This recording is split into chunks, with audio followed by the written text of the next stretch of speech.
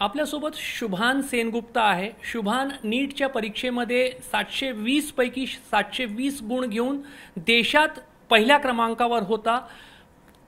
नीटच्या परीक्षेसंदर्भात जे काही गोंधळ झाला आणि त्याच्यानंतर पुन्हा जेव्हा आता निकाल जाहीर करण्यात आलेला आहे, शुभान पुन्हा देशात क्रमांक 1 वरच आहे। आपण शुभान सोबत बोलूया।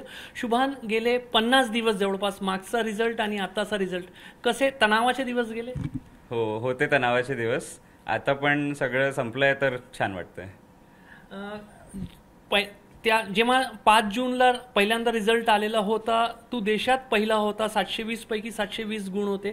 मात्र त्याच्यानंतर जे काही गोंधळ एक निर्माण झाला, सेलिब्रेट करू शकले नव्हते, सेलिब्रेशन थांबवावं लागलं होतं? नाही, सेलिब्रेशन थांबवावं लागलं होतं कारण की खूप असं म्हणजे अनसर्टनटीचे दिवस होते। पण आता ते सगळं संपलंय तर आता पुन्हा सेलिब्रेट करू।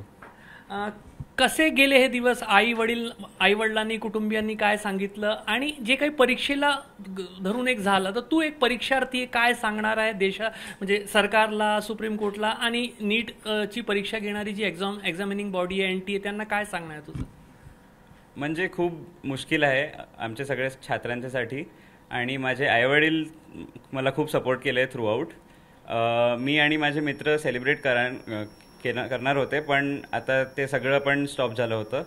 तर मला NTA ला हेच म्हणायचं आहे की थोडं सिस्टमवर कंट्रोल जास्ती पाहिजे आणि पेपरला अजून थोडं कठीण बनवलं पाहिजे। पेपर तुला सोपं वाटला होता गेल्या काही वर्षांच्या तुलनेत? असं वाटलं का की यावर्षी पेपर थोडं सोपं होतं? हो, सोपं होतं पेपर।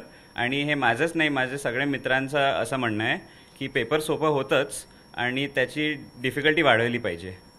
का असं वाटतं डिफिकल्टी वाढवली पाहिजे? कारण नीट एक म्हणजे वैद्यकीय क्षेत्रासाठी, मेडिकल फील्डसाठीची एक प्रीमियर एक्झाम आहे, त्यामुळे डिफिकल्टी लेवल वाढवला तर खरं मेरिट जो आहे तो समोर येऊ शकेल असं वाटतं? डिफिकल्टी वाढवून मग खरं मेरिट समोर येईल आणि यावर्षी कट ऑफ खूप हाय गेलेलं आहे, तर ते थोडं कमी होईल तर मग टॉपर सिलेक्ट करण्यामध्ये सोपं होईल थोडंसं।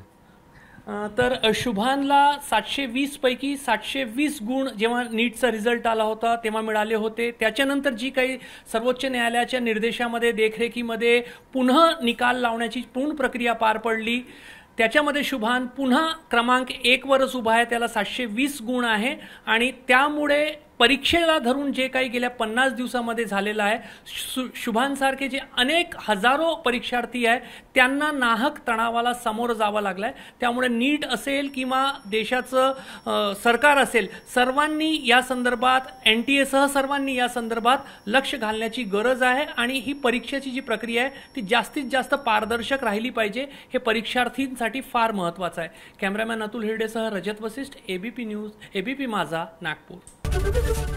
ABP माझा, उघडा डोळे बघा नीट।